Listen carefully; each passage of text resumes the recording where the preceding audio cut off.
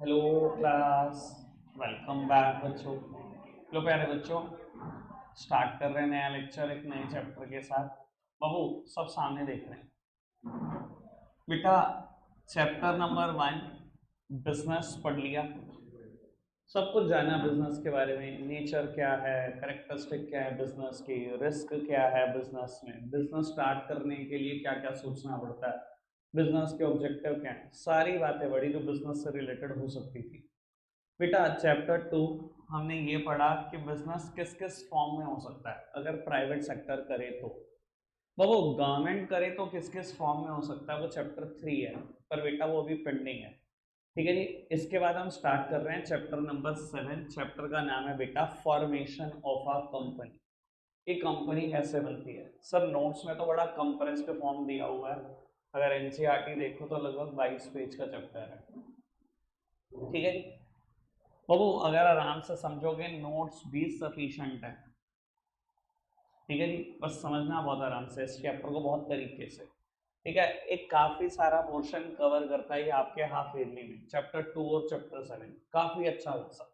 लगभग समझ लो बेटा 20 नंबर इन दो चैप्टर्स हैं। ठीक है जी। बाबू अब formation of a company, company शुरू करने से पहले कुछ बेसिक बातें आप सामने देखते रहेंगे, तभी वो बेसिक बातें हम क्लियर कर पाएंगे। बेटा कंपनी ना हमने दो तरीके की पढ़ी है बेटा, एक प्राइवेट कंपनी और एक पब्लिक कंपनी। सबसे पहले इसकी एक्सप्लेनेशन एक बार दोबारा से क्लियर करो, ताकि मैं कंपनी वाले पोर्शन पे शिफ्ट कर पाऊँ, चैप्टर 7 पे शिफ्ट कर पाऊँ। बेटा सबसे पहले बात करते हैं प्राइवेट कंपनी की। अगर आपको याद हो कैसे पहचान करोगे बेटा कि प्राइवेट कंपनी कौन सी है। बाबू दो वर्ड आपको देखने पड़ेंगे, अगर किसी भी कंपनी के सामने आपको वर्ड दिख जाए पीवीटी एलटीडी, तो समझ जाना ये प्राइवेट लिमिटेड कंपनी है। और बाबू कैसे पता लगेगा कि पब्लिक कंपनी है, अगर किसी भी कंपनी के सामने वर्ड दिख जाए एलटीडी, तो समझ जाना बेटा ये पब्लिक कंपनी है। ठीक है जी, पीवीटी एलटीडी और एलटीडी ये वर्ड देखने बड़े इंपॉर्टेंट है। बाबू प्राइवेट कंपनी में minimum number of member 2 and maximum it can be 200। बेटा पब्लिक कंपनी में minimum number of members 7 and maximum it is unlimited. Minimum number of director in private company, जो दो लोग member बनते हैं उन्हीं को दो डायरेक्टर बना दो, कहानी खत्म हो जाती है। ठीक है जी, दो मिनिमम नंबर ऑफ मेंबर, दो ही मिनिमम नंबर ऑफ डायरेक्टर। बाबू यहाँ कम से कम 3 डायरेक्टर होने जरूरी हैं। अगर आपने सिर्फ मिनिमम मेंबर बनाए 7, इनमें से 3 डायरेक्टर आपको चूज करने पड़ेंगे। ठीक है जी। सर अगर आपको याद हो, मैं प्राइवेट कंपनी को कभी भी अपनी भाषा में कंपनी नहीं बोलता। याद है मैंने इसे क्या बोला था, mayor extension of partnership firm. मेरी नजर में कंपनी है ही नहीं, क्योंकि कंपनी ऐसा कोई काम ही नहीं करती है। बेटा ये पब्लिक को इनवाइट नहीं कर सकते, ये नहीं कह सकते कि हमारे शेयर खरीद लो। क्यों सर, इसका नाम है प्राइवेट कंपनी, है प्राइवेट फंड पे जुटी होती है, प्राइवेट फंड पे चल रही होती है। जो दो लोग मेंबर बने ना, वही घर से उठाकर सारा पैसा लाएंगे, अपने पैसे से कंपनी चलाएंगे। तो यार ये काम तो पार्टनरशिप फॉर्म भी कर रही थी, बस उसमें मैक्सिमम नंबर ऑफ मेंबर 50 थे, यहाँ 200 है। बस यही फर्क है, बाकी तो सारे काम पार्टनरशिप जैसे ही हैं इसके। दिखता ही नहीं कंपनी वाला कोई खास काम। समझ आ रही है बात। बाबू प्राइवेट कंपनी पब्लिक को इनवाइट नहीं कर सकती शेयर्स के लिए कि आओ जी हमारे शेयर खरीद लो, जबकि पब्लिक कंपनी, नाम ही पब्लिक कंपनी है, किस फंड पे चल रही होगी, पब्लिक फंड पे चल रही होगी। बाबू यहाँ शेयर इशू किए जाते हैं टू द जनरल पब्लिक, और कोई भी जनरल पब्लिक शेयर खरीद सकती है, जिसको लगता हो कंपनी अच्छी है वो इन्वेस्ट कर ले। समझ में आ रहा है बेटा पब्लिक कंपनी क्या है, क्यों नाम पड़ा पब्लिक कंपनी, क्यों नाम पड़ा प्राइवेट कंपनी। प्राइवेट फंड पे चलने वाली कंपनी, लोगों के पैसे पे चलने वाली कंपनी। कोई दिक्कत तो नहीं। सर ऐसी company index of member prepare नहीं करती थी। क्यों। अरे भाई एक ही घर के तो लोग हो तुमने कंपनी बना ली, तुम्हें अपने नाम और एड्रेस नहीं पता, क्या करोगे इंडेक्स क्लिक कर। और ऐसी कंपनी सर यहाँ maximum number of member unlimited हो सकते हैं, अनलिमिटेड लोग। मैं कहता हूँ अगर 10,000 20,000 भी मेंबर होंगे, किस किस के नाम और एड्रेस पता होंगे तुम्हें। नहीं पता होंगे ना सबके नाम और एड्रेस, तो बाबू लिख लो ना, उससे बेटर है। तो बाबू ये company index of member prepare करती थी। याद आ गया होगा, मैंने एक बार ओवरव्यू दे दिया आपको। अब बाबू बात को आगे बढ़ाते हैं, चैप्टर 7 पर शिफ्ट कर रहा हूँ, फॉर्मेशन ऑफ अ कंपनी, जिसके नोट्स आपके हाथ में। अभी बेटा 5 से 10 मिनट दे दो, नोट्स की जरूरत नहीं है, आप पहले सामने देखो सारे। 5 से 10 मिनट बेसिक्स क्लियर करते हैं। बाबू किसी टाइम पर ना बताया गया आरओसी ने कि कंपनी ना 4 स्टेजेस में बनती है। आरओसी कौन है ये? आरओसी कौन है ये? प्यारा नाम, रजिस्ट्रार ऑफ कंपनी, जो कंपनी को रजिस्टर करता है उसको बोलते हैं आरओसी। ठीक है जी, और हमेशा ये वर्ड बोलेंगे, चैप्टर में कम से कम 50 जगह पर यूज होगा। ठीक है जी, ये वर्ड बिल्कुल दिमाग से चिपका लो, रजिस्ट्रार ऑफ कंपनी, आरओसी। अब वो कंपनी 4 स्टेजेस में बनती है। First stage is promotion, second stage is incorporation, third stage is capital subscription stage, और बेटा फोर्थ स्टेज अब सीएससी ने हटा दिया है, तो वो स्टेज का नाम होता था कमेंसमेंट ऑफ बिजनेस। जब आप नोट्स देखोगे चारों स्टेजेस के नाम लिखे हुए हैं, पर बेटा अब हम क्या करेंगे, फोर्थ स्टेज नहीं पढ़ेंगे, हट चुकी है। ठीक है जी, आज की तारीख में ये समझो कंपनी 3 स्टेजेस में ही बनती है। अब वो स्टेजेस के नाम याद कराएंगे, पहले सब में एक तरफ देखेंगे, नाम बताएंगे बेटा। अब वो पहली स्टेज का नाम है प्रमोशन, सेकंड स्टेज का नाम है इनकॉर्पोरेशन, थर्ड स्टेज का नाम है capital subscription stage. Babu what do you mean by incorporation? Sir नाम से बड़ा टेक्निकल सा लगता है, इनकॉर्पोरेशन। बाबू अगर मैं इसका सिंपल मीनिंग बताऊं तो इसका सिंपल मीनिंग होता है रजिस्ट्रेशन। इनकॉर्पोरेशन का सिंपल मतलब क्या होता है? रजिस्ट्रेशन। ठीक है जी बेटा, प्रमोशन इनकॉर्पोरेशन मतलब रजिस्ट्रेशन, लेकिन लिखना नहीं है रजिस्ट्रेशन, याद ऐसे ही रखना इनकॉर्पोरेशन। और third stage is capital subscription stage. कोई दिक्कत तो नहीं? तीनों स्टेजेस याद हो गए, फटाफट से नाम याद करो। Promotion, incorporation, capital subscription stage, याद हो गए? सर प्राइवेट कंपनी, अभी मैंने बताया प्राइवेट कंपनी क्या होता है, सुनना। प्राइवेट कंपनी बस 2 ही स्टेजेस परफॉर्म करती है और अपना बिजनेस शुरू कर देती है। यानी कि प्राइवेट कंपनी को बनाना हो, सब 2 ही स्टेजेस पूरी करनी है, one is promotion and other one is incorporation. बेटा ये तीसरी स्टेज क्यों नहीं? ऐसा दिमाग में क्वेश्चन उठता है, तीसरी क्यों नहीं? सर तीसरी स्टेज का नाम है कैपिटल सब्सक्रिप्शन स्टेज। मतलब समझते हो कि पब्लिक से ना पैसे मांग लो तीसरी स्टेज में। अब आप बड़े ईमानदार हो, मैंने अभी आपको समझाया, मुझे बताओ प्राइवेट कंपनी पब्लिक से पैसे मांग सकती है, तो वो क्यों परफॉर्म करेगी तीसरी स्टेज? तीसरी स्टेज का नाम क्या है? कैपिटल सब्सक्रिप्शन मांगो लोगों से। यार जब प्राइवेट कंपनी पब्लिक से पैसे मांग ही नहीं सकती, तो क्या उसको तीसरी स्टेज पूरी करनी होती होगी? कभी भी नहीं। और बेटा पब्लिक कंपनी कैसे बनेगी? उसको तीनों स्टेजेस पूरी करनी है, promotion, incorporation and capital subscription stage. समझ में आ रही है बात? प्राइवेट कंपनी कितनी स्टेजेस? 2, फटाफट से नाम बताओ। Promotion and incorporation. और पब्लिक कंपनी कितनी स्टेजेस? तीनों की तीनों, promotion, incorporation and capital subscription stage. Basis clear? आगे बढ़ सकते हैं। सर अब मुद्दा उठता है प्रमोशन स्टेज है ही क्या? दो, अब समझने की कोशिश करते हैं प्रमोशन स्टेज क्या है। बेटा प्रमोशन स्टेज पता है कहां शुरू होती है? Right away from the conception of idea till the company is formed all the activities are covered under promotion. जिस दिन आपने दिमाग में आइडिया लिया ना, यार ऐसे करके मैं धंधा करूंगा, ऐसे करके कुछ काम करूंगा, इतना एक्सपेंड करूंगा, बस वहां से समझ लेना प्रमोशन शुरू हो गया। Till the company is formed, जब तक कंपनी बन नहीं जाती तब तक के सारे काम प्रमोशन के हैं। यानी कि अगर मेरे को बड़ा सिंप्लीफाई करना हो इस चीज को, तो मैं बोल सकता हूं प्रमोशन में ना बेटा 2 बातें आती हैं। वन इज प्लानिंग, जो सारी दिमाग से चल रही है, and second one is organising of resources. जहां प्लान करते हो ना, और जब तक रिसोर्सेज वो सारे इकट्ठे नहीं कर लेते जो कंपनी बनाने के लिए चाहिए, तब तक की सारी एक्टिविटी प्रमोशन है। दोबारा बोलता हूं मैं, प्रमोशन स्टेज क्या है, कहां से शुरू होती है? बेटा promotion stage started with conception of idea till the company is formed. Start कहां से होती है बेटा? आपके जिस दिन आइडिया लेते हो उसी दिन शुरू हो जाती है। आपको आइडिया दो, चलो एक और बात था, धीरू भाई अंबानी जी किसी टाइम पर पेट्रोल पंप पर नौकरी करते थे, एक शिफ्ट काम करते थे, पेट्रोल भरा करते थे, और बाबू 50 रुपए मिलते थे उनको। ठीक है ना। आदमी का एटीट्यूड ऐसा था, बाबू नाइट शिफ्ट काम करते थे, सुबह 50 रुपए मिलते थे, बेटा 50 के 50 रुपए 5 स्टार की कॉफी में उजाड़ते थे।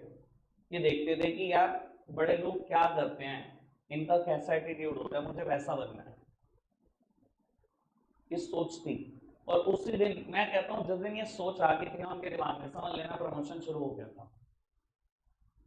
प्रमोशन कहां से स्टार्ट होता है बेटा? Right away from the conception of idea till the company is form, all the activities are covered under promotion.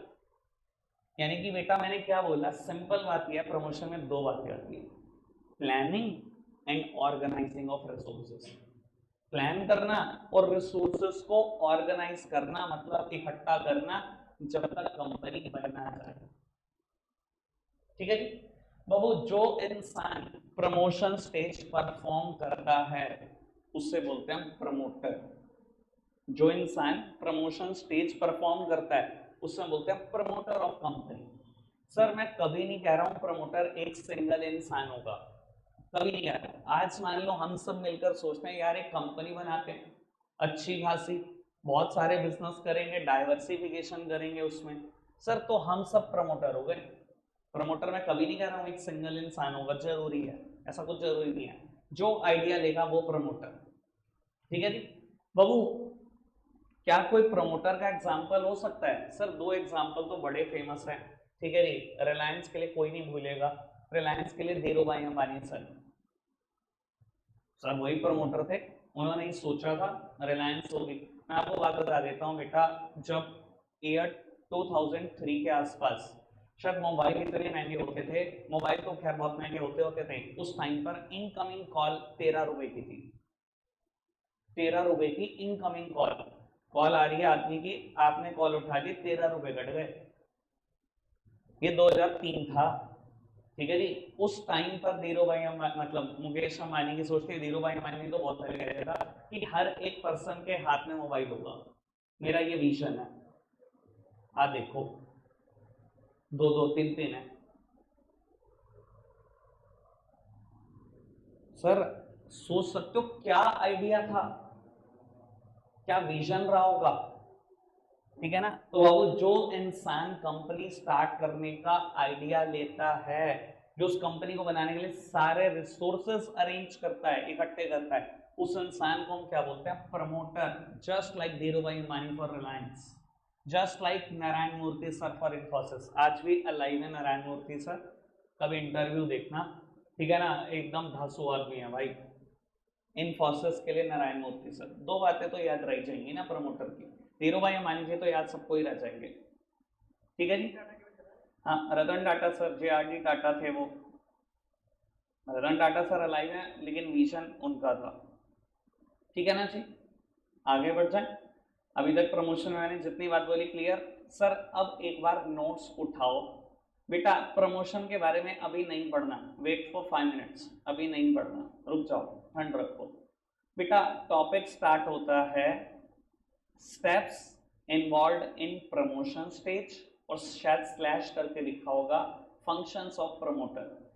दोनों में से कोई भी टॉपिक आ जाए पेपर में, आंसर रिमेन्स द सेम। बेटा आपसे ये पूछा जाए प्रमोशन में क्या क्या स्टेप्स हैं, इधर देखो प्लीज, प्रमोशन में क्या क्या स्टेप्स हैं, तो भी यही आंसर है। और पूछा जाए फंक्शन के, फंक्शन क्या है प्रमोटर के, तो भी बेटा सेम आंसर है। ठीक है जी। अब आपको बस एक बात पे नजर रखना, मैं बेटा प्रमोशन स्टेज के स्टेप्स पढ़ने जा रहा हूं, कोई एडवांटेज नहीं पढ़ने जा रहा कि आपका मन करे भैया 6th नंबर वाली पहले पे याद आएगी चिपका दी, दूसरे नंबर पे चौथी हेडिंग याद आई चिपका दी, चलेगा। सर यहाँ एक स्टेज है और उसके स्टेप्स हैं। स्टेप्स समझते हो बेटा? क्रोनोलॉजिकल सीक्वेंस, ये सीक्वेंस नहीं बिगड़ सकता। ठीक है ना जी। मैगी बनाने के स्टेप्स है ना, ये कह सकते हो लास्ट स्टेप पढ़ लेते हैं, सर्व द मैगी, अच्छी खा लोगे, पहले नंबर पे पढ़ लोगे। तो बाबू समझ रहे हो ना, स्टेप्स हैं, सीक्वेंस नहीं बिगाड़ सकते, जैसे सीक्वेंस में लिखे हैं बिल्कुल वैसे ही सीक्वेंस में पढ़ने हैं। ठीक है जी। आओ जी बाबू, आप मुझे सिर्फ पहली और दूसरी हेडिंग बताएंगे मैं जब इसमें डिफरेंशिएट कर दूंगा तो मैं रीड करने का मौका दूंगा। ठीक है, अभी रीड करने का मौका नहीं है, जब हम इन दोनों को समझ लेंगे अच्छे से तो मैं रीड करने का मौका दूंगा। फर्क समझना, नोट्स इतनी बात नहीं बता सकते बेटा। ठीक है जी, नोट्स मैंने सारी दुनिया को बांट देता हूँ, जो भी मांगता है दे दो। आपको लगता है अगर नोट्स बता सकते हो तो फिर बात ही क्या थी। बाबू पहली हेडिंग है identification of business opportunity and second heading is feasibility studies. लिखने का समय बर्बादी होगी, आप समझ लो बस। बाबू पहली हेडिंग है identification of business opportunity and second heading is feasibility studies. बेटा ये क्या बात हुई, क्या फर्क है दोनों में, क्लियर करते हैं। बाबू आइडेंटिफिकेशन ऑफ बिजनेस अपॉर्चुनिटी, देखो सबसे पहली बात बता देता हूं बेटा, ये स्टेप ना प्रमोटर हिमसेल्फ परफॉर्म्स। बाबू खुद परफॉर्म करता है ये स्टेप प्रमोटर। और बेटा जब फिजिबिलिटी की बात आती है ना, हेडिंग का नाम है फिजिबिलिटी स्टडी। फिजिबिलिटी का मतलब होता है डिटेल्ड इन्वेस्टिगेशन करना किसी भी चीज के बारे में। सर ये डिटेल्ड इन्वेस्टिगेशन प्रमोटर खुद नहीं करता बेटा, ये एक्सपर्ट से परफॉर्म कराता है। It may be a CA और कंपनी सेक्रेटरी और लॉयर और इंजीनियर, सबकी जरूरत पड़ती है सारे एक्सपर्ट्स की अलग अलग चीजों के लिए। मैं बताऊंगा अभी किस किस के लिए किस किस इंजीनियर की जरूरत पड़ी, कब चार्टर्ड अकाउंटेंट की पड़ी, सब क्लियर करेंगे। Sir identification of business opportunity which is the first step of promotion stage, it is performed by the promoter himself. खुद परफॉर्म करेगा प्रमोटर। और बेटा ये स्टेज फिजिबिलिटी स्टेप बेटा it is performed by the experts. ठीक है sir, identification of business opportunity promoter खुद perform करता है। अब प्रमोटर की जितनी समझ है अपने हिसाब से बेटा वो परफॉर्म कर देगा। बाबू वो सब चीजें ना यहाँ पर प्राइमा फेशिया चेक करता है। प्राइमा फेशिया मतलब एट फर्स्ट इंस्टेंस, जो उसको फर्स्ट इंस्टेंस में समझ में आया बस वो लिख दिया उसने। ठीक है जी सर, जरूरी थोड़ी है प्रमोटर हर केस में पढ़ा लिखा आदमी होता होगा। एक अनपढ़ आदमी नहीं सोच सकता कि मैं कंपनी बनाऊंगा, फटाफट से बताओ, सोच सकता है। बाबू पढ़ा लिखा सोच सकता है, पढ़ा लिखा भी सोच सकता है। अब जिसकी जैसी समझ वो पहला स्टेप अपने हिसाब से परफॉर्म कर देता है। लेकिन बेटा वो फिर भी एक्सपर्ट की राय लेना चाहता है, चाहे पढ़ा लिखा आदमी हो चाहे बेटा अनपढ़ आदमी हो। वो चाहता है मैंने तो परफॉर्म कर दिया, एक बार इनकी भी सुन लो। सर क्या करता है वो आइडेंटिफिकेशन ऑफ बिजनेस अपॉर्चुनिटी में, बेटा जो उसने आइडिया लिया है ना अभी प्रमोशन स्टेज पे, उस आइडिया पे विचार करता है क्या सच में इसमें बिजनेस अपॉर्चुनिटी है या मैं वेला ही टाइम पास कर रहा हूं, सोच रहा हूं। सर और क्या सोचता है कि जो मैं बिजनेस सोच रहा हूं कितने रिसोर्सेज से स्टार्ट हो जाएगा, कितनी कैपिटल रिक्वायर्ड है, मेरा जो प्रोडक्ट है उसकी डिमांड कितनी है सालाना, क्या टर्नओवर, क्या सेल्स मिल जाएगी मुझे, क्या मेरे बिजनेस में रिस्क इन्वॉल्व है, ये सब बातें सोचता है वो अपनी समझ से, जितनी उसकी समझ है। समझ में आ रहा है बाबू, जो प्रमोटर का काम पता है ना कहां से शुरू होता है, आइडिया से शुरू होता है ना। तो वही बात कर रहा हूं मैं भैया, आइडिया सोच लिया उसने। सर हो सकता है ना आइडिया ही अच्छा हो सिर्फ, बाकी सब बातें खराबी हो सकता है ना। बाबू उसने सोचना शुरू करा क्या सच में ये आइडिया बिजनेस बन सकता है, और अगर बन सकता है कितनी कैपिटल रिक्वायर्ड है, और क्या क्या रिसोर्सेस मुझे चाहिए होंगे, कितना रिस्क इन्वॉल्व है, कितनी डिमांड आ सकती है मेरे प्रोडक्ट की, कितने साल धंधा कंटिन्यू रहेगा, कितने साल के बाद बंद हो जाएगा, ऐसा सब सोचता है। और बाबू फिजिबिलिटी में यही सब बातें जो मैंने बताई है सोचवाता है एक्सपर्ट से, उसके लिए पे करता है कि आप बता दो कितनी कैपिटल रिक्वायर्ड है, क्या क्या टेक्नोलॉजी, क्या क्या रिसोर्सेज रिक्वायर्ड है, बिजनेस में रिस्क क्या है, मेरे प्रोडक्ट की डिमांड कितने साल तक रहेगी, कब धंधा बंद करना पड़ेगा, सब कुछ एक्सपर्ट से। समझ में आ रही है बात। एक आध बात और बोल देता हूं ताकि मैं क्लियर कर सकूं क्यों किस किस एक्सपर्ट की जरूरत पड़ती है और क्यों पड़ती है। सर जितने भी मैंने अभी तक मैटर बोले ना, ये कोई भी सीए सीएस या लॉयर आपको बता सकता है। ठीक है जी, लेकिन एक मुद्दा जो मैं टच कर रहा हूँ वो सिर्फ इंजीनियर बता सकता है, उसमें कॉमर्स साइड के प्रोफेशनल का कोई रोल ही नहीं है। कई बार ना बेटा आप जानना चाहते हो मेरी एक फैक्ट्री है उसमें प्लांट किस लोकेशन पर हो, इसका भी आप डिटेल इन्वेस्टिगेशन कराते हो। बाबू ये डिटेल इन्वेस्टिगेशन परफॉर्म करता है एक इंजीनियर कि प्लांट किस जगह पे लोकेटेड हो। मैं आपको थोड़ा सा आइडिया देता हूँ इंजीनियर की जरूरत का। सर सहारनपुर में आपने कोई बिल्डिंग देखी है ऐसी जो 10 फ्लोर की हो, 10 फ्लोर, एसडीए पास करता है नक्शा 10 फ्लोर का, सहारनपुर डेवलपमेंट अथॉरिटी 10 मंजिल, देखिए 9 मंजिल। रिजेंसी गार्डन देखा है? रिजेंसी गार्डन जो होता था ओएसिस होटल के बराबर में, उन्होंने काफी सारे फ्लोर खड़े कर दिए, है ना बाबू? अपने आसपास देखा है? अपने एरिया रेजिडेंशियल कॉलोनीज के आसपास अप्रूव हो जाएगा? क्यों? अच्छा, दिल्ली में देखी है 10 फ्लोर, 20 भी देखे हैं, 30 भी देखे हैं, सब 200 देखे हैं दिल्ली में। दुबई में देखे हैं 200 देखे हैं? बुर्ज खलीफा देखा है जी? वीडियोस में तो देखा ही है, लाइव नहीं सही तो। सर ये क्या, ऐसे कैसे, इतना पक्षपात? बाबू इंजीनियर की देना है सब कुछ। आपको पता है बेटा, जब भी कोई बिल्डिंग खड़ी होती है सबसे पहले सॉइल टेस्टिंग होती है। सॉइल टेस्ट करते हैं कि मिट्टी में कितनी नमी है। अभी अभी सब सारी बात कर रहा हूँ। सबसे पहले यही देखा जाता है मिट्टी में कितनी नमी है और जमीन के कितने नीचे पानी है। सर हमारे रेजिडेंशियल इलाके के आसपास ना 200 फुट पर पानी है, 200 फुट पर। जितनी जल्दी पानी होता है ना उतनी कम बिल्डिंग खड़ी हो सकती है, इसलिए आप सहारनपुर में देखते हो बहुत ज्यादा बिल्डिंग्स नहीं है। अगर आप दिल्ली चले जाओ तो बेटा वहां 1000 फुट पर पानी है, इसलिए और बिल्डिंग खड़ी हो सकती है। और बुर्ज खलीफा दुबई पूरा डेजर्ट है, वहां तो पानी नहीं है जमीन के नीचे, खड़ी कर लो जितनी कर सकते हो। तो सर प्लांट किस जगह पर लोकेटेड होगा, कितना वेट सह पाएगा, ये बात कोई चार्टर्ड अकाउंटेंट नहीं बना सकता भैया, उसका फील्ड ही नहीं ऐसी। एक्सपर्ट अलग अलग फील्ड के अलग अलग है। तो समझ में आ रहा है क्या जरूरत है दूसरे एक्सपर्ट्स की भी चाहिए होगा बेटा आपको। ऐसा नहीं हो सकता एक एक्सपर्ट सारी चीजें परफॉर्म कर दे। क्या मैं क्लियर हूं अभी तक? समझ में आ रहा है बाबू? 3 तरीके की फिजिबिलिटी मेरे पास है, 3 तरीके की फिजिबिलिटी, ए बी और सी।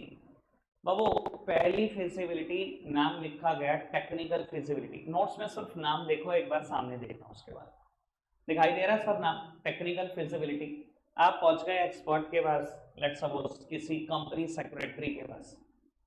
आपने कहा जी सर मेरे पास एक आइडिया है, आप मेरे को ना कुछ फिजिबिलिटीज परफॉर्म करके दे दो। बाबू आपके कोर्स में 3 है, रियल लाइफ में 10-12 हो सकती है, ठीक है जी? तो 3 की बात ही रखेंगे। बाबू आपने कहा जी सर मुझे ना टेक्निकल फिजिबिलिटी परफॉर्म करके दे दो। तो मैंने कहा ठीक है जी, आपके आइडिया पे मैं टेक्निकल फिजिबिलिटी परफॉर्म कर देता हूँ, मुझे 4 से 5 दिन का समय चाहिए, मैं पूरा डिटेल्ड इन्वेस्टिगेशन रिपोर्ट आपको सबमिट करूंगा, उसके लिए मैं इतनी फी चार्ज करूंगा। आपने फी दी और बेटा उसने डिटेल्ड इन्वेस्टिगेशन परफॉर्म करना शुरू किया। सर हो सकता है कि नहीं कि आपका आइडिया बहुत अच्छा आइडिया, बट उस आइडिया को परफॉर्म करने के लिए जो रॉ मटेरियल चाहिए, जो इनपुट्स चाहिए, जो मशीनरी चाहिए, जो टेक्नोलॉजी चाहिए, वो अवेलेबल ही नहीं है इंडिया में, या इंपोर्ट भी पॉसिबल नहीं है उसका। ऐसा हो सकता है कि नहीं? आइडिया बहुत ही अच्छा है, मैं आइडिया बता देता हूँ। आपका आइडिया है आप ना लेदर से रिलेटेड गुड्स बनाओगे। आपको पता है सबसे अच्छा लेदर क्या होता है और कहाँ मिलता है? सबसे अच्छा लेदर बाबू वो होता है आंख के बीच में डाल दो लेदर को, कुछ नहीं होता। अभी आज एक काम कर लेना, अगर आपको मेरी बात में लग रहा हो, रॉयल एनफील्ड के शोरूम जाना, कहना सर ग्लव्स लेने, ठीक है जी, लेदर ग्लव्स, वो ठीक ठाक प्राइस बताएंगे, इवन टेस्ट करके दिखाएंगे, आग लगाएंगे, ग्लव्स पहन के हाथ डाल देंगे, बीच में कुछ नहीं होगा, ग्लव्स को इतनी सी आग सी है। Is the purest form of leather, ठीक है जी। सर कहाँ से मिलती है प्योरेस्ट फॉर्म ऑफ लेदर? ज्यादातर पाकिस्तान में। सर हो सकता है ना मैंने ऐसा आइडिया ले लिया हो कि मैं लेदर रिलेटेड गुड्स बनाऊंगा, आइडिया बहुत अच्छा है, ठीक है जी, बट बेटा उसको टेक्निकली इंप्लीमेंट कर पाना ही पॉसिबल नहीं है। तो कंपनी सेक्रेटरी की रिपोर्ट आएगी प्रोजेक्ट इज टेक्निकली अनफीजिबल, कि आपका आइडिया बहुत अच्छा था पर टेक्निकली आप इंप्लीमेंट नहीं कर सकते क्योंकि रॉ मटेरियल इंडिया में मिलता नहीं है, और जैसा आप कंट्री से इंपोर्ट कर रहे हो उससे हमारे पॉलिटिकल रिलेशन खराब है। ऐसा ना हो कि दोबारा कभी रॉ मटेरियल आए ना, एक बार आकर पॉलिटिकल बैरियर्स लग जाएं। तो बेटा ऐसे केसेस में रिपोर्ट आएगी project is technically unfeasible, unfeasible to implement. और अगर बेटा आइडिया बहुत अच्छा और सब कुछ आसानी से मिल रहा है, रॉ मटेरियल, इनपुट्स और टेक्नोलॉजी, तो बेटा आपके पास रिपोर्ट आएगी, project is technically feasible, go ahead, start करो प्रोजेक्ट। समझ में आ रहा है टेक्निकल फीजिबिलिटी का मतलब क्या? Technical feasibility raw material, input, technology, machinery, इनसे रिलेट करती है। ठीक है जी बाबू, सेकेंड हेडिंग लिखी हुई है फाइनेंशियल फीजिबिलिटी। इधर देखना सर, आपने कंपनी सेक्रेटरी साहब को बोला जी सर एक और फीजिबिलिटी थी, ये भी बता दो फाइनेंशियली फीजिबल है कि नहीं है प्रोजेक्ट मेरा। बाबू उन्होंने ये भी परफॉर्म करी फाइनेंशियल फीजिबिलिटी। बेटा फाइनेंशियल फीजिबिलिटी क्या बताती है? सर हो सकता है आइडिया बहुत अच्छा रहा, बहुत अच्छा आइडिया था प्रमोटर का, पर बेटा उस आइडिया को स्टार्ट करने के लिए जो कैपिटल रिक्वायर्ड थी ना वो 10 CR थी, और प्रमोटर के पास अपने रिसोर्सेस हैं बस 2 करोड़ रुपए। सर कोई भी बैंक ऐसा नहीं करेगा कि आप तो अपने आइडिया में इन्वेस्ट कर रहे हो 2 करोड़ और बैंक से मांग रहे हो 8 करोड़। बैंक पता है क्या करेगा? आप अपने आइडिया में जितना इन्वेस्ट कर रहे हो ना मुझसे उतना ही ले जाओ। आपका आइडिया, आप खुद तो 2 करोड़ इन्वेस्ट करना चाहते हो, मुझसे 8 करोड़ मांगने देते, 2 ही करोड़ दूंगा मैं भी, इससे ज्यादा बैंक भी नहीं आएगा शुरू में तो सामने, क्योंकि बिजनेस है ही नहीं ना ग्राउंड लेवल पे, सिर्फ आइडिया आइडिया। या तो बिजनेस हो फिर तो बिजनेस सोचे भैया बैंक ज्यादा दे दू लोन, ठीक है ना, समझ में आती है बात? तो बेटा अगर आइडिया अच्छा है बट बेटा आइडिया में जितनी इन्वेस्टमेंट चाहिए वो अवेलेबल मींस से अरेंज नहीं हो सकती, ना तो आपकी सेविंग्स से, ना बैंक लोन से, ना थर्ड पार्टी लोन से। सर ऐसे केसेस में रिपोर्ट आती है प्रोजेक्ट इज फाइनेंशियली अनफिजिबल, कि प्रोजेक्ट फाइनेंशियली खराब है, बाकी सब कुछ ठीक है। और अगर बेटा पैसा भी अरेंज हो जाए तो मान लो पैसे बिजनेस चलाने के लिए चाहिए ही 1 करोड़ और आपके पास अपने ही 2 करोड़ है, तो रिपोर्ट आएगी project is financially feasible, go ahead. मतलब फाइनेंशियल एंगल में दिक्कत नहीं है कुछ, ठीक है जी। टेक्निकल एंगल समझ में आया आपको? फाइनेंशियल एंगल समझ में आया? बाबू लास्ट फीजिबिलिटी, आपके कोर्स में 3 सहूलियतें बहुत हैं, रियल लाइफ तो 10-12 तक पहुंच जाते हैं, ठीक है जी। सर तीसरी फिजिबिलिटी है इकोनॉमिक फिजिबिलिटी, बहुत काम का मुद्दा। सर हो सकता है आइडिया बहुत अच्छा रहा हो बट बेटा आइडिया में जो रिटर्न है, जो प्रॉफिट है वो बहुत कम है। बाबू आपने एक आइडिया लिया कि आज 2024 में आप मोबाइल फोन की मैन्युफैक्चरिंग शुरू करोगे, सर पक्का बता रहा हूँ रिपोर्ट आएगी और प्रोजेक्ट इज इकोनॉमिकली अनफिजिबल, मत करो। क्यों ऐसा क्यों? भैया इतने कॉम्पिटिटर से घिरे पड़े हो पहले ही, दूसरी बात सर मार्जिन नहीं है। सर आज की तारीख में 1% 2% का धंधा है ये, मतलब बड़ी सीधी सी बात है, आप आज एक 8-10 हजार की रेंज का एक फोन खरीदो, भगवान न करे उसकी डिस्प्ले चली जाए बेटा, ठीक है जी, तो डिस्प्ले की कॉस्ट आती है 7,000। फिर मन में आता है कि यार अगर कंपनी को खाली डिस्प्ले 7,000 की पड़ रही थी तो ये फोन असेंबल होकर 10 का मेरे हाथ में कैसे आ गया, बाकी कितने पार्ट और डले हुए हैं। तो फिर आपको समझ में आता है कि यार मार्जिन नहीं है धंधे में, क्योंकि क्वांटिटी की गेम है, बिकता इतना ज्यादा है कि इस वजह से कंपनी अपना खर्चा निकाल लेती है। वैसे मार्जिन अगर आप देखोगे, ढूंढने लगोगे भैया टॉर्च लेके घूम लेना दिन में, मार्जिन नहीं दिखेगा, 1 से 2% का धंधा है सिर्फ। सर आफ्टर ऑल हम बिजनेस किसके लिए करते हैं खुद बताओ? For the profit maximisation. और अगर किसी धंधे में आपके एक्सपर्ट को प्रॉफिट ही नहीं दिख रहा तो क्या लिखेगा? प्रोजेक्ट इज इकोनॉमिकली अनफीजिबल, यही तो लिखेगा कि मत करो, शुरू में मत करो, इतना पैसा लगाओगे कुछ नहीं होगा, 1-आधा% पे खेलते रहोगे पूरी जिंदगी।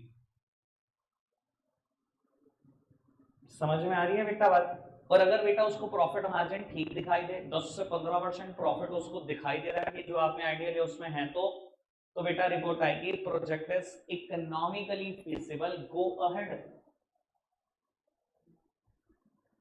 क्लियर है बात? सर मैंने 3 तरीके की फिजिबिलिटी का डिस्कशन किया, मुझे लगता है मैंने बहुत बात करी, जितनी लिखी भी नहीं हुई नोट्स में उससे ज्यादा बात कर, ठीक है जी। टेक्निकल फिजिबिलिटी किससे रिलेट करती है? रॉ मटेरियल से, इनपुट से, टेक्नोलॉजी से, मशीनरी से, ठीक है जी। सर फाइनेंशियल फिजिबिलिटी किस तरह से रिलेट करती है? विद योर कैपिटल, ठीक है जी। और इकोनॉमिक फिजिबिलिटी रिलेट करती है बेटा विद प्रॉफिट्स। समझ में आई बात? अब आप एक काम करेंगे, पहली लाइन से लेकर फाइन इकोनॉमिक फिजिबिलिटी तक सारे वर्ड पढ़ दो, ठीक है जी? सिर्फ 2 मिनट मिलेंगे बेटा, उसके बाद मेरे को आगे बढ़ना है, फटाफट से पढ़ना। बाबू थर्ड हेडिंग लिखी हुई है, 2 स्टेप्स क्लियर हुए? सर ये मत कर देना कि थर्ड हेडिंग पहले नंबर पर याद ही चिपकाए, सर बिल्कुल नंबर नहीं मिलेंगे, कोई नंबर नहीं मिलेगा, स्टेप्स हैं ये, इसी सीक्वेंस में चाहिए बेटा, ठीक है? बाबू थर्ड नंबर पर स्टेप लिखा गया है नेम अप्रूवल, बेटा स्टेप लिखा गया है नेम अप्रूवल, बाबू नाम की अप्रूवल ले लो।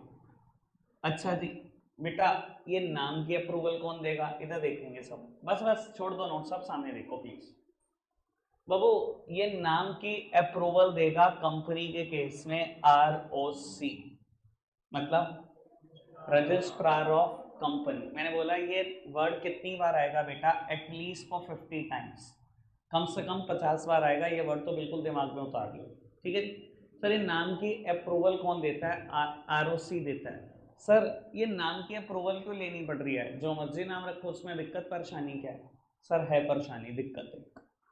वो देखो इंडिया में ना रूल है कि कोई भी कंपनी रजिस्टर्ड होगी ना, तो बेटा वो रजिस्टर्ड होगी विद अ यूनिक नेम, बिल्कुल यूनिक नेम से रजिस्टर्ड होगी। वो नाम नियरली रिजेंबल भी नहीं होना चाहिए, मतलब सर आसपास भी नहीं होना चाहिए किसी दूसरी कंपनी के। सर अगर आसपास हुआ तो बेटा कहीं ना कहीं आप अनड्यू एडवांटेज ले जाओगे। अच्छा क्या बताओ, मैं अगर ऐसे नाम रखूं अपने इंस्टीट्यूट का, रिलायंस सक्सेस मंत्रा, दिमाग में पता क्या गया कि भाई मेरा कोई मुकेश अंबानी के साथ कोई रिलेशन है जी, गया क्या नहीं गया दिमाग में? सर इंडिया में रूल ही नहीं है ये, ना तो आप बेटा किसी के जैसा नाम रख सकते हो, किसी के जैसा तो बिल्कुल नहीं रख सकते, यानी कि नाम हो सकता है रिलायंस इंडस्ट्रीज लिमिटेड, नहीं हो सकता, एक का है। सर किसी के जैसा नाम तो रख ही नहीं सकते, उसके नियरली रिजेंबल नाम भी नहीं रख सकते, ये रिलायंस वर्ड भी यूज नहीं कर सकते आप, क्योंकि बेटा होगा पता है क्या, अगर कोई दूसरी कंपनी आज अपने नाम में रिलायंस वर्ड यूज कर लेना तो वो अनड्यू एडवांटेज ले जाएगी, आप सबको पता है बात का। अडानी वर्ड लिख दें तो आपको पता है एक अनड्यू एडवांटेज होगा, टाटा वर्ड लिख दें तो एक अनड्यू एडवांटेज होगा।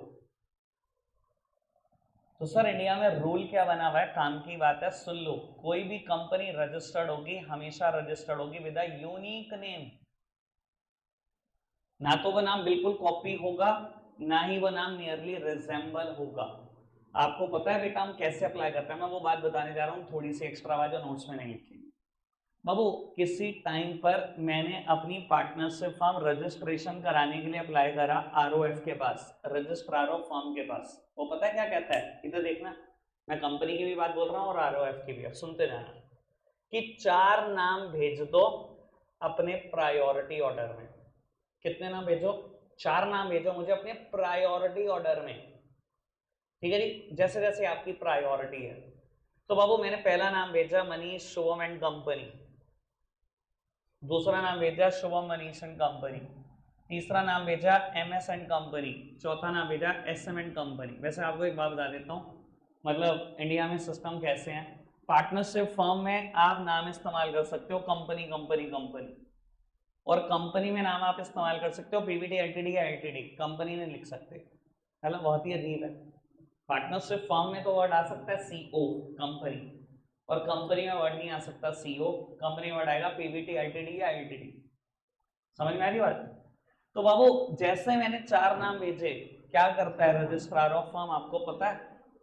सर पहला नाम उठाता है मेरा, पूरे इंडिया में चेक करने लग जाता है कि ये नाम किसी का तो नहीं है, मान लो उसने उठाया और पूरे इंडिया में किसी का नाम मिल गया, तो उसने मना कर दिया कि ये नाम नहीं मिल सकता आपको, यूनिक नेम चाहिए हमें। तो दूसरा नाम उठाया, मैंने 4 भेजे ना, मेरे प्रायोरिटी ऑर्डर है ये, मुझे पहली प्रायोरिटी थी यही नाम मिले तो सबसे अच्छा है, ठीक है जी। उसने दूसरा उठाया, पूरे इंडिया चेक करा, ये भी नाम निकल गया किसी का, सर ये भी नाम मुझे नहीं मिल सकता। बाबू तीसरा उठाया, वो भी मिल गया किसी का, तो सर ये भी नाम मेरे को नहीं मिल सकता। बेटा चौथा उठाया, ये नाम किसी का नहीं हुआ तो मुझे दे दिया गया। ठीक है जी, मुझे पक्का पता है आपके दिमाग में क्वेश्चन क्या है, क्योंकि आप जनरल बातें नहीं सोचते। आपने कहा जी चौथा भी किसी का हो तो क्या आ गया होगा दिमाग में, बताइएगा। ओके, कुछ नहीं होता, एक मैसेज आएगा जी 4 नाम और भेज दो अपने प्रायोरिटी ऑर्डर में, चारों तो हैं किसी के। कंपनी के केस में क्या होता है, कंपनी के केस में हम 4 नाम नहीं भेजते, कंपनी के केस में हम 6 नाम भेजते हैं इन प्रायोरिटी ऑर्डर। 6 नाम भेजते हैं इन प्रायोरिटी ऑर्डर। ठीक है जी, सर मिल गया तो ठीक, नहीं मिला तो अगले 6। ठीक है जी, और मान लो बेटा कोई एक नाम किसी से मैच नहीं किया, इधर देखो प्लीज, कोई एक नाम किसी से मैच नहीं किया। मान लो जब रिलायंस ने अप्लाई करा तो पहले नंबर पे उनकी प्रायोरिटी थी रिलायंस इंडस्ट्रीज लिमिटेड मिले, और किसी का नाम नहीं था तब तक, तो उनको नाम दे दिया गया रिलायंस इंडस्ट्रीज लिमिटेड। सर जिस दिन आरओसी ये नेम अप्रूवल कर देता है ना, आपका नाम अप्रूव कर देता है, अब ध्यान रखना पूरी जिंदगी कंपनी इसी नाम से जानी जाएगी। ठीक है जी, ये बिल्कुल वैसे ही है जैसे आप सबका हमारा नामकरण हो गया, अब पूरी जिंदगी उसी नाम से जाने जाना है बेटा। ये कंपनी का नामकरण कौन करता है, आरओसी कर देता है। क्लियर है, बात समझ में आती है। नेम अप्रूवल बाबू पढ़ना फटाफट से।